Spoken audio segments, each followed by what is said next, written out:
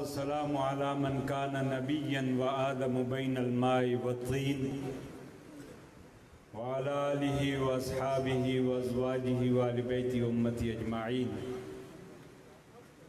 أما بعد، قال النبي صلى الله عليه وسلم: أنا خاتم النبيين لا نبي بعدي. صدق الله وصدق رسوله النبي الكريم. تمام حضرات درود شریف پڑھ لیجئے. اللهم صل على سيدنا ومولانا محمد وعلى آل سيدنا ومولانا محمد وبارك وسلم عليه.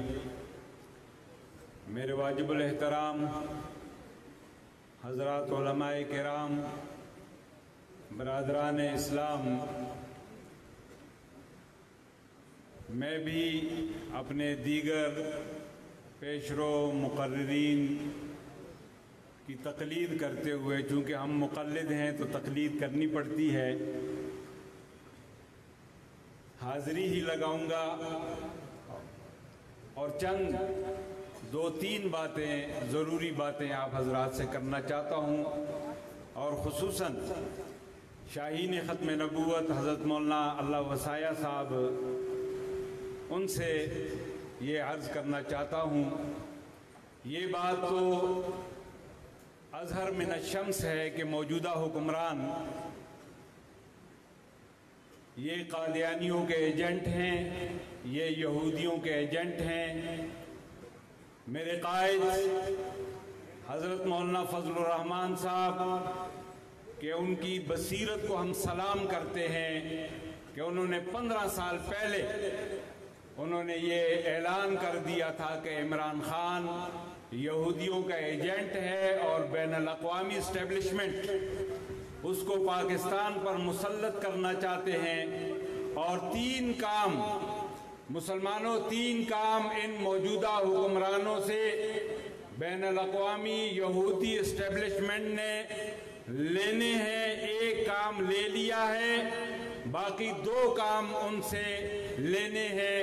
ایک کشمیر کا مسئلہ انہوں نے ان موجودہ حکمرانوں سے لینا تھا، کشمیر مودی کے حوالے کر دیا گیا ہے. کشمیر کا مسئلہ موجودہ حکمرانوں نے ختم کر دیا ہے. آج کشمیر میں جس انداز سے مودی مسلمانوں کو ذبح کر رہا ہے، وہاں کی ماؤں بہنوں، بہووں، بیٹیوں کی عزت و عصمت جس طرح تاتار ہو رہی ہے، وہ اب کسی سے پوشیدہ نہیں ہے. یہ ایک کام موجودہ حکمرانوں نے کر دیا.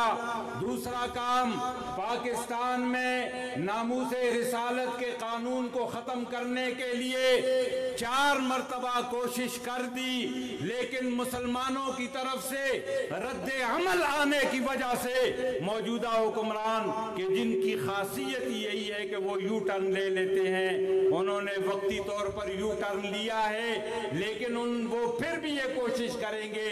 اور خصوصاً موجودہ حکمرانوں کے اقتدار میں آنے کے بعد 6 ستمبر کو پشاور میں جمعیت علماء اسلام کا مرکزی عاملہ کا اجلاس تھا. مرکزی عاملہ کے اجلاس میں ڈاکٹر راشد سومرو نے جو سندھ کی رپورٹ پیش کی، حضرت مولانا اللہ وسایہ صاحب سے میں عرض کروں گا کہ سندھ کی رپورٹ ڈاکٹر راشد محمود نے یہ پیش کی کہ تر پارکر کے اندر 400 کنال رقبہ قادیانیوں کو الاٹ کیا گیا، جہاں پہ قادیانی اپنا مرکز بنا رہے ہیں. 400 کنال کا رقبہ. اور اسی طرح لاڑکانہ میں 40 مبلغ متعین کیے گئے ہیں.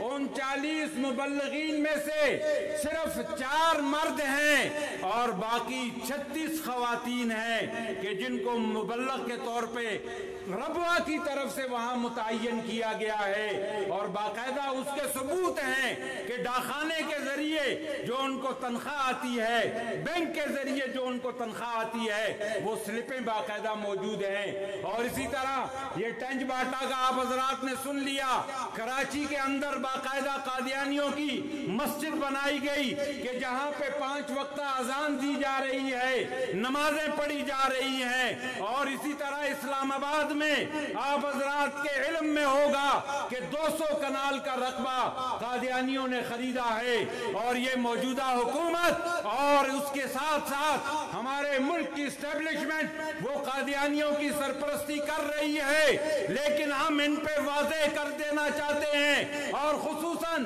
7 ستمبر کی ختم نبوت کانفرنس پشاور نے الحمدللہ کہ قادیانیوں میں اور ان کے سرپرستوں میں وہ اکرم صاحب وہ فرمایا کرتے کہ پھانا ٹھونک دیا ہے، کیل ٹھونک دی ہے، اور دنیا قادیانیت اس وقت ماتم کر رہی ہے۔ دنیا قادیانیت کے سرپرست اس وقت ماتم کر رہے ہیں کہ یہ پشاور میں کیا ہو گیا کہ لاکھوں انسانوں کا مجمع، اور اس نے یہ ثابت کر دیا کہ جب تک پاکستان میں جمعیت علماء اسلام، جب تک پاکستان میں علماء حق موجود ہے، دنیا کفر قادیانیت اپنے عزائم میں کامیاب نہیں ہو سکتی ہے۔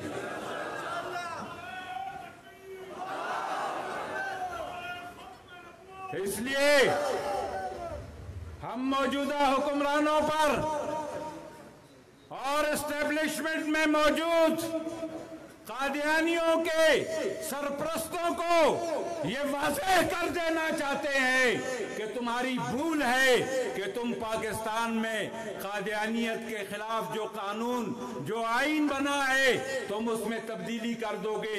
جب تک ایک محمد الرسول اللہ کا غلام زندہ ہے، انشاءاللہ قادیانی اپنے عزائم میں کامیاب نہیں ہو سکتے۔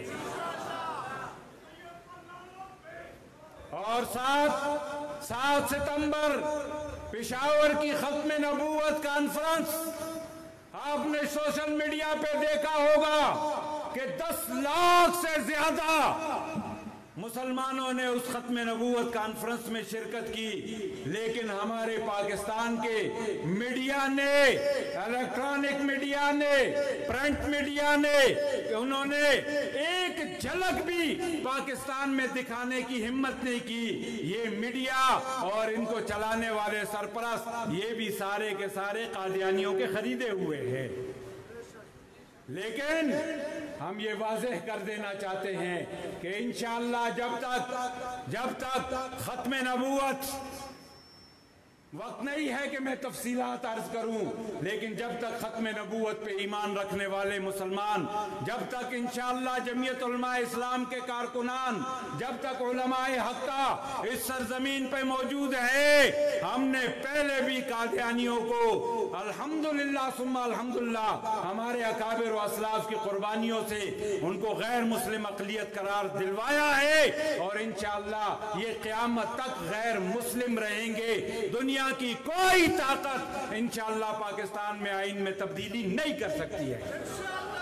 آپ حضرات کے علم کے لیے برطانیہ کے پارلیمنٹ نے 1954 سے لے کے 2019 تک کی رپورٹ شائع کی ہے، اور جس میں انہوں نے کہا ہے کہ پاکستان میں احمدیوں کے ساتھ ظلم ہو رہا ہے، ریاستی اداروں کی نگرانی میں، ان کی سرپرستی میں ظلم ہو رہا ہے۔ قائد جمعیت مولانا فضل الرحمان نے پشاور کانفرنس میں پاکستان کے ریاستی اداروں کو مخاطب کرتے ہوئے یہ سوال کیا کہ آج ریاستی اداروں کی ذمہ داری بنتی ہے کہ وہ برطانیہ اور مغرب کو اس کا جواب دے۔ وہ کیوں خاموش ہیں؟ ان کی خاموشی کے پیچھے بھی ہے۔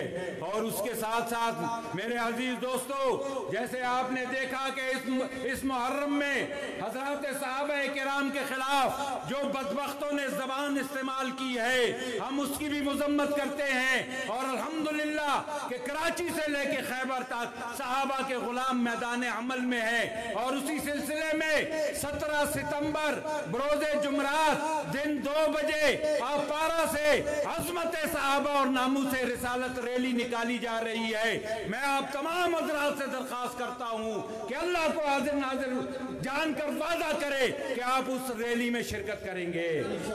جو شرکت کریں گے ہاتھ کھڑا کریں، ہاتھ کھڑا کریں۔ ناموس صحابہ، عظمت صحابہ रिफत सहाबा ये हमारे ईमान का हिस्सा है।